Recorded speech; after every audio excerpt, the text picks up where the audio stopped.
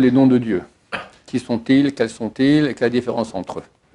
Donc les lettres Yud et puis Hei et puis Vav et puis Hei qu'on n'a pas le droit de prononcer. Voilà, ça ce sont les 7 noms qu'on n'a pas le droit ni de prononcer en vain ni d'effacer.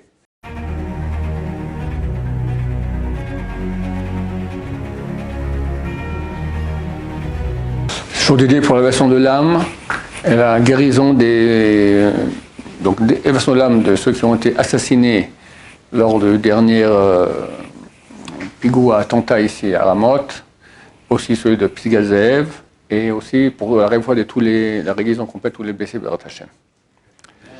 Alors la question de M. Picciotto, les noms de Dieu. Qui sont-ils, quels sont-ils et quelle est la différence entre eux? Alors ici je vais amener le Rambam dans le Chot Yesodot HaTorah, chapitre 6, qui cite 7 noms de Dieu qu'on n'a pas le droit d'effacer. Celui qui efface ou déchire ou change une des lettres du nom de Dieu transgresse l'interdit de la Torah, grave. C'est là qu'il est très déconseillé d'écrire des noms de Dieu sur des feuilles, parce que la feuille, pour finir, elle tombe, elle finit par terre, les gens marchent dessus, dans la poubelle, on ne sait pas, c'est grave, parce que ce sont ça a de la sainteté. Je raconte une petite histoire intéressante. J'ai eu une fois un membre de ma famille, il était chez nous, et puis après il y avait une orange, et puis il prend un stylo, et puis je ne sais pas, comme ça, sans faire attention, il a écrit le nom de Dieu, Yudke Vavke. Je me suis super embêté, qu'est-ce qu'on fait maintenant avec cette orange-là? Bon, une orange, au bout de quelques semaines, elle pourrit.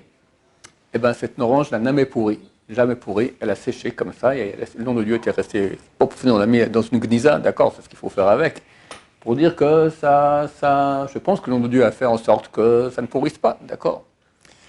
Donc savoir qu'il faut faire attention à la sainteté de ces noms-là. Quels sont les 7 noms de Dieu qu'on n'a pas le droit donc d'effacer? Alors, il y a le premier nom qui est le nom intrinsèque d'Hachem. Ça veut dire que les autres noms, ce sont plutôt des noms qui sont des qualificatifs d'Hachem. Ils sont saints. Mais le nom intrinsèque que Dieu a voulu donner à lui-même, d'accord, Dieu n'a pas de nom.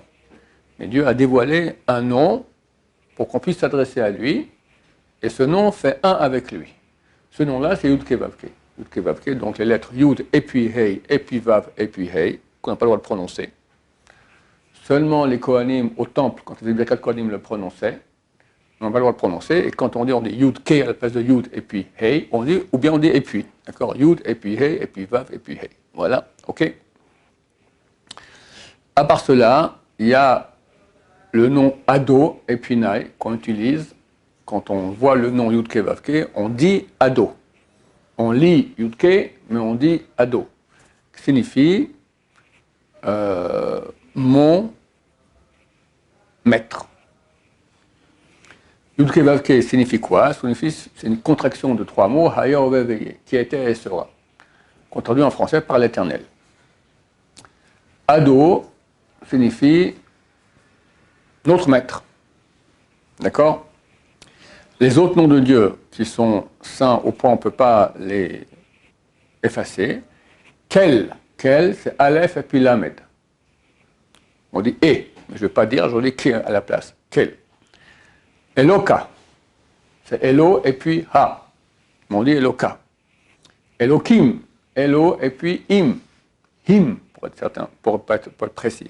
C'est pas Im, c'est Him. Elo et puis Him. Ensuite, Eloké, c'est Elokim en génitif, le Dieu de. Shakai, c'est Shad, et puis Aï, d'accord? On lui dit Shad, on dit Shakai, et Tzvakot. Tzvakot, c'est Tzva, et puis Ot, on dit Tzvakot, d'accord? Tout ça parce qu'on n'a pas le droit de prononcer ces noms en vain.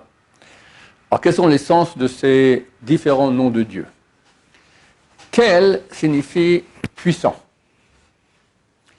Elohim, qui a toutes les puissances. On a un verset dans la Torah, Lavan poursuit Yaakov, il dit, Yesh, la nuit, Dieu vient en rêve, lui dit, tu ne touches pas un cheveu de Yaakov. Le lendemain, Lavan voit Yaakov, lui dit, Yesh el yadi la soti machemra. J'ai les moyens, la force de vous faire du mal. Mais ton Dieu est venu cette nuit, il m'a dit de ne pas te toucher, donc je ne te touche pas. Il dit la force, le El Yadi. El signifie une force. Maintenant, tu as, même aussi on parle, El Haaretz, les seigneurs de la terre, d'accord? Le mot El peut être utilisé en tant que Chol, en tant que puissance profane. Mais, quand on dit Kel, en parlant de Dieu, alors c'est Dieu en tant que puissance. Elohim, qui a toutes les puissances. On appelle le mot Elohim en français, on le traduit, le tout-puissant. Eloka, c'est aussi, ça provient de la même racine. Eloka, Dieu en tant que puissant. Eloké, c'est le génitif fondatif. Shakai, Shakai, qui a dit Dai à son monde. Dai signifie suffit. C'est lui qui. Le monde allait en s'expansant, d'accord? Et Dieu a dit halt, d'accord? Bien qu'on sait que le monde est encore en expansion, mais pour nous, c'est plus pour nous, on ne se rend pas compte de cela, d'accord? C'est fini pour nous, c'est comme s'il a arrêté. Donc c'est un des noms de Dieu qui s'occupe de la nature. Esfakot, c'est le Dieu des armées, donc on parle des armées célestes. Voilà, ça ce sont les 7 noms qu'on n'a pas le droit ni de prononcer en vain, ni d'effacer. Et le premier Yudke Vavke, même le prononcer pas en vain, on ne peut pas. On ne peut jamais le prononcer, terminé. Ok? À part cela, il y a d'autres noms qui sont des noms de Dieu, mais qui sont plus des qualificatifs. Alors, par exemple, Rahum, Hanoun. Rahum signifie miséricordieux. Hanoun, bon.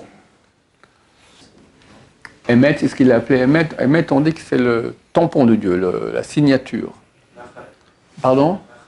Non, Nahal. Alors ça, il y a des noms de Dieu qui sont des noms que dévoile la mystique juive, d'accord? Et là, est-ce qu'on peut les dire ou pas? Alors, ça dépend. Si le nom de ce Dieu, ce nom de Dieu, il existe aussi en tant que nom profane. Par exemple, tu as dit Nahal. Nahal, ça signifie en hébreu un fleuve, un ruisseau, une rivière. Donc ça va. Bien que ça corresponde aussi à un nom de Dieu. D'accord? Là, on a une infinité, des dizaines de noms de Dieu qui sont écrits dans la mystique juive. Certains on peut prononcer, certains on peut pas. On peut prononcer que ceux qui ont leur équivalent en Chol. Mais d'autres, par exemple, maintenant dans Shovavim, c'est bien, on parle du nom qui vient des Rachetevot, des initiales, de Chail, Balav et Ekienu. Chet, Bet et puis Vav. D'accord? Ça, on ne peut pas le dire. Ça ne correspond pas à un nom Chol. Mais c'est un nom de Dieu. Alors, le Rav ici, le Rambam ici, d'autres noms. Hagadol, le grand. Hagibor, le puissant. Hannora, qui inspire la crainte. Haneeman, fidèle. Kana, jaloux. Chazak, fort. Tout cela, on a le droit de les effacer. Ce sont des noms de Dieu, mais ce n'est pas des noms aussi simples, parce que ce n'est pas le nom en lui-même, c'est un qualificatif de Dieu. Donc ça va. Voilà. Des questions à ce propos? Rahman, c'est quand même un nom de Dieu ou pas? Lequel? Rahman. Rahman, ça fait partie des qualificatifs. On peut les effacer, on peut les dire, je peux dire Rahman comme ça. Voilà, c'est pas avoir prononcé le nom de Dieu en vain. Rahman signifie le miséricordieux. Ok, Baruch Adonai, Amen, Amen.